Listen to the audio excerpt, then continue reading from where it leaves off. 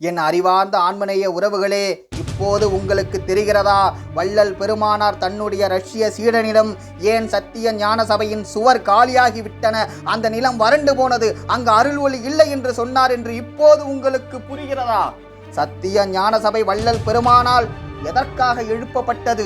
எங்கும் பூரணராகி நிறைந்து விளங்கும் இயற்கை உண்மை வடிவினரான அருட்பெரும் ஜோதி ஆண்டவரின் சித்தாடல் வெளிப்படுகின்ற போது இந்த பூமியில் உள்ள சர்வ ஆன்மாக்களும் பிணி, மூப்பு, மரணம் முதலானவற்றை தவிர்த்து கொண்டு அனுகிரகம் பெறுவதற்காக தோற்றுவிக்கப்பட்டது.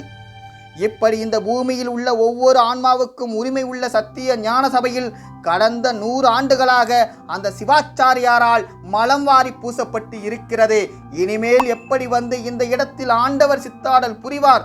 ஒருவேளை நம்முடைய வள்ளல் பெருமானார் சொன்னது போல் அந்த சுவர் காலியாகி விட்டதோ, அங்கு எதிர்காலத்திலும் கூட அருள் ஒளி விளங்காமல் போய்விடுமோ? என்ன நடக்கும் என்பதே தெரியவில்லையே.